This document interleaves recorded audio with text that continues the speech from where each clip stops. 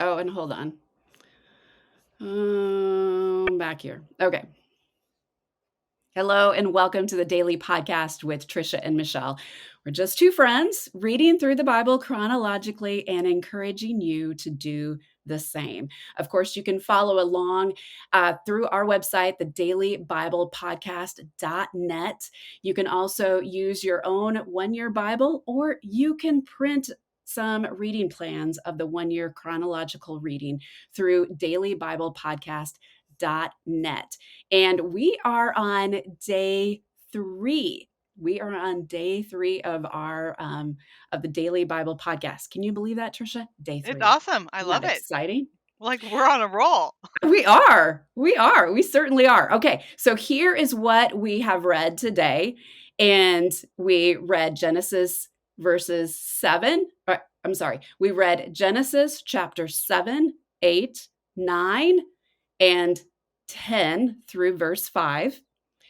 Then we went over to First Chronicles 1, verses 5 through 7. We went back to Genesis chapter 10, verses 6 through 20. Then we went back to Chronicles, and that was chapter 1, 8 through 16.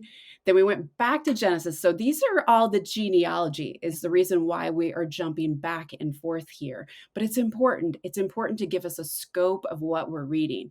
So we went back to Genesis 10 and read verses 21 through 30. Then we're in First Chronicles 1, 17 through 23. And then we went back to Genesis 10, 31 through 32. And of course, you can print that out. You can print out a month at a time of the reading plan if you want to. Or of course, you can purchase the one-year Bible to stay up to breast, or to stay up to speed with where we are. Tricia? And there's a lot of flooding. There's the flood covers So the earth. that's what happened today. The flood. Okay. The flood covers the earth and then the flood recedes. So I think this is one of the most well-known Bible stories. Noah's Ark, the Hmm. animals 2 by 2, Noah and his wife and his 3 sons. So we are very familiar with that. I always wondered why in like baby nurseries or nurseries at churches they always put the Noah story, and yet the Noah story is actually, it's a very sad story. I mean, The there's so much whole hope. world was destroyed. I I mean, animals are cute, know. but They I mean, are. they were in an ark. They had to feed them and clean up after them, Hmm. and I can imagine the work of that. Uh, there's a lot. We were able to go to the Ark Encounter in Kentucky with the kids. It was so cool. Way How bigger. Like neat. they did it by the dimensions of what's in the Bible. Way bigger than you think. And then they showed different cages and kennels and food storing systems. It was awesome to see that and to be part of that. But the fact Mhm. is, these people had to care for all these animals Yeah. for a very long time. So then the ark lands, the water recedes, we go through all that. So I think that is the more familiar part. This part about the Noah and his sons and Noah getting drunk and getting naked, I think that was the part I was like, okay, this is not so familiar to us. So Mhm. So basically, true.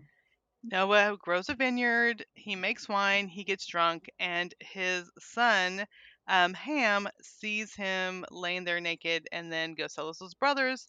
And while Ham was disrespectful, his brothers, Shem and Japheth, went and they walked backwards and covered up their father.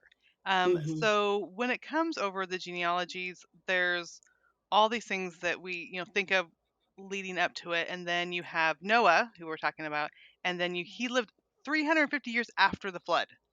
So Mm. sometime in those 350 years, this event happened with his sons, and it talked about other descendants that came from them. So we have Japheth; they became seafaring people, so they were on the ocean. The descendants of Ham included, and he was the one that was disrespectful. Mhm. Nimrod, and he was the first heroic warrior.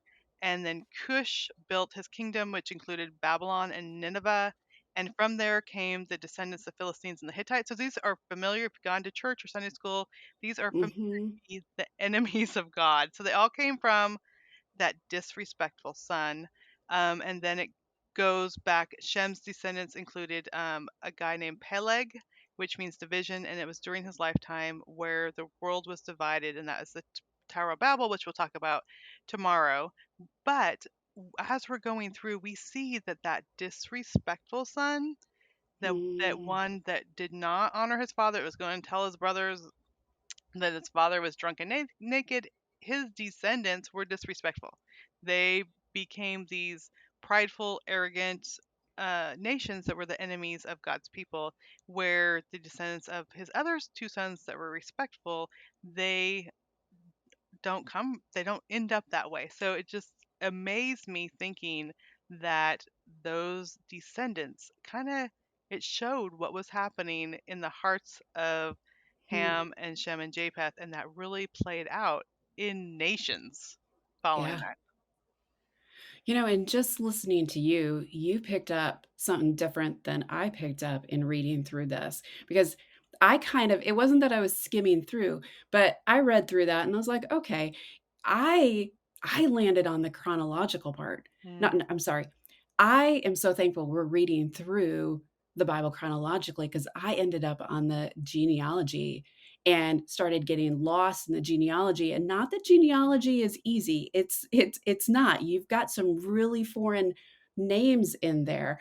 But for the last couple of days, we've been flipping from Genesis over to First Chronicles and back and forth and back and forth. And there are times that I kind of got lost because I don't have a 1 year Bible and I've been going through my Kindle, but yet it just helped me lay out the scope of where God is going and what God was doing. And it just was fascinating to read about generations and generations and generations and generations and just think through how God is a God overall. yeah. And it just made it so much more vast and big to me. And when we're reading those, we could recognize those names that we understand, that we know about. Yes. But then you think about the other people that their stories aren't in the Bible, but their names are. Like they Mhm. lived a whole lifetime too, so we don't know maybe some of their experiences, but all these people are making choices. And, Mhm. I kind of struggled with the part that Noah, after he came to and realized what happened, he Yeah. cursed Canaan, which was Ham's son. I'm like, what was that? So I kind of went over to BibleHub.com. I love that website. Great. And I saw that one of the commentaries, or many of the commentaries, said that basically it showed the personalities of Noah's children, Mm. and that the youngest was disrespectful and caused trouble, while the two older tended to their father in his time of need. And that poem, it's actually a poem where he curses Canaan, which is Ham's son, and then he blesses um, Shem and Japheth. That poem is kind of a prophecy, like you said. We kind of see what God is laying out. We see what is to come. God knew what was to come, and He knew where those nations would lead, and Mm. they became they became the enemies of Israel. And so it wasn't like he was kind of cursing him that made them the enemies. It's like God saw that was in their hearts, and that that's where they were headed. And that really Mm. made me think about our habits and what we pass down Oh, to the next yeah. generation. Just like good news can be passed down, good attitudes can be passed Mhm. down. Um, our beliefs can be passed down, our faith can be passed down, just like that. Grumbling and complaining, I know that's big in the Goyer Yes, household. exactly. We Yeah. have worked to overcome grumbling and complaining. I wrote about it in The Grumble for Year, and it all started with Mhm. me saying, I need to stop grumbling and complaining, and I need to apologize to my kids when they are grumbling and complaining. And when we are aware of our choices, then it just makes us realize like the choices I make today will impact generations, Mm. just like the choices of Shem, Ham, and Japheth. They impacted generations. So we can choose today, right or wrong, and it not only impacts us, but all those to follow.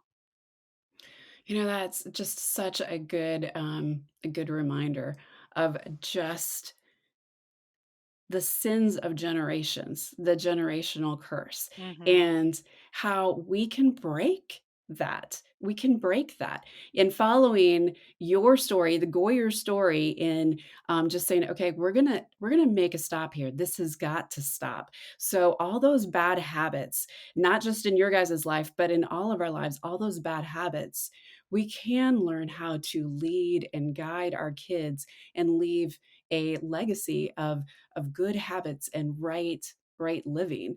And um, I've known countless parents throughout the years who have, said the same thing. And they're also parents who grieve over their children's poor choices, Yeah.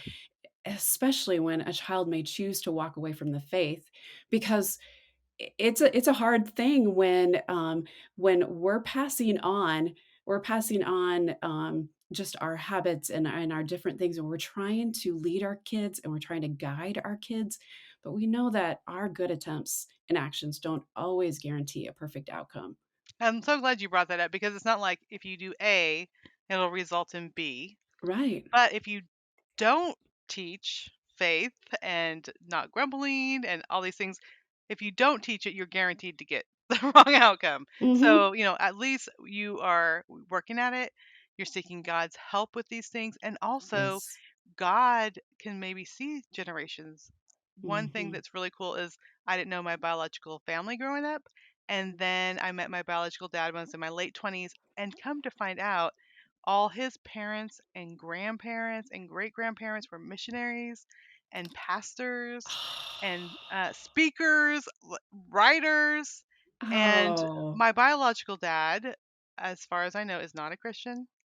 But Hmm. then for me to see that genealogy that I had that I didn't even know was there because growing up, my mom and my grandma became Yeah. Christians when I was like in second grade.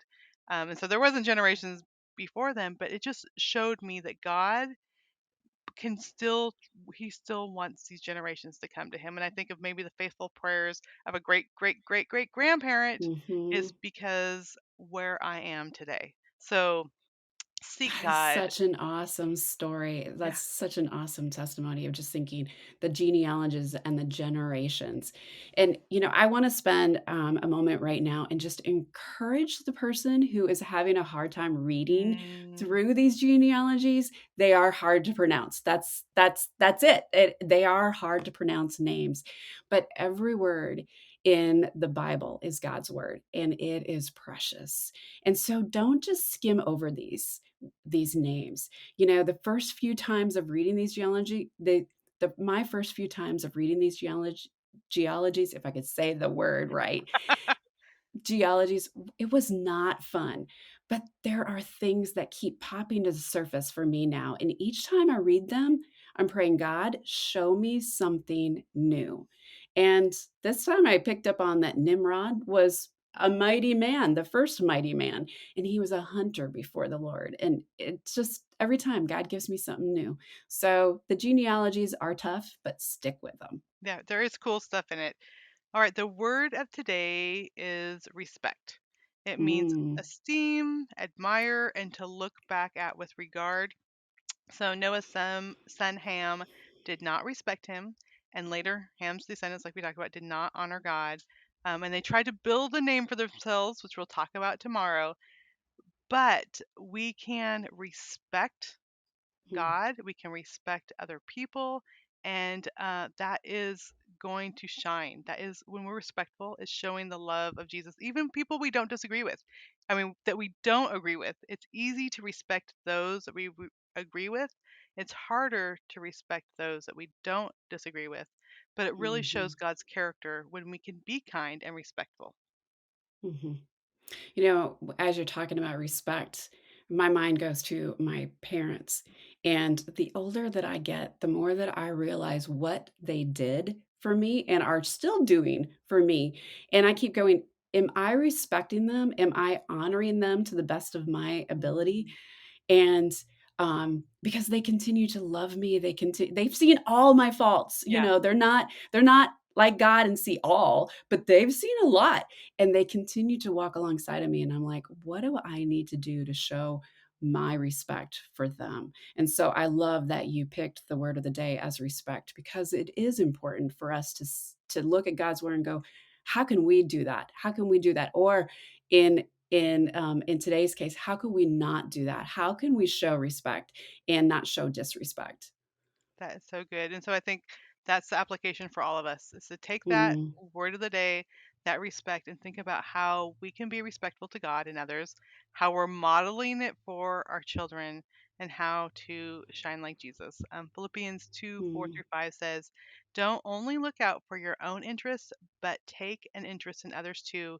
You must have the same attitude that Jesus Christ had. That's a tall mm. order, That's a but big order. that's a big order. But when we respect other people and when we show the love of Jesus, Jesus was out there with the sinners, with the tax collectors, with all the people that the society was turning their backs on and respecting them. And we see that that impacted us today, seeing Mhm, how he just loved other people. And that can make all the difference when we think about going through our day and being respectful to other people.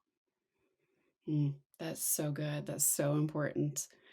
Well, tomorrow we are going to read about how God put in the heart of one man by the name of Terah something different to do, to not go the wrong direction or not be disrespectful.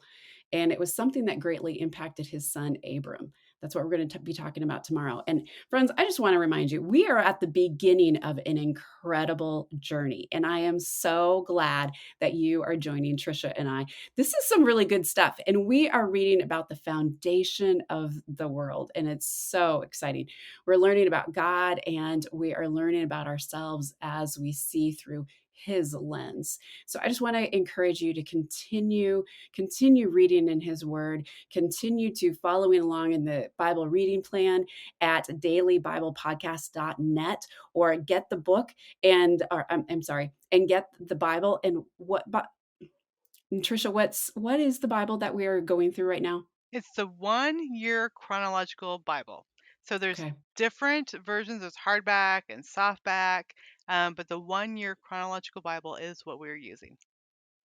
Okay, the 1 year chronological Bible. So tomorrow's reading, hold on, get your seatbelt on, maybe get out a pen and paper. So tomorrow's reading is Genesis 11, 1 through 26.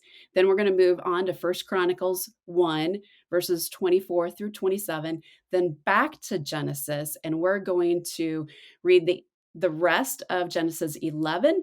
Then we're going to read all of 12, all of chapter 13, and then we're going to read chapter 14. That's again in Genesis. So I guess you don't need a seatbelt really, because that was just jumping back and forth twice. So that wasn't bad for today. It's, But you still need a seatbelt. It's for safety, Michelle. yeah, there you go.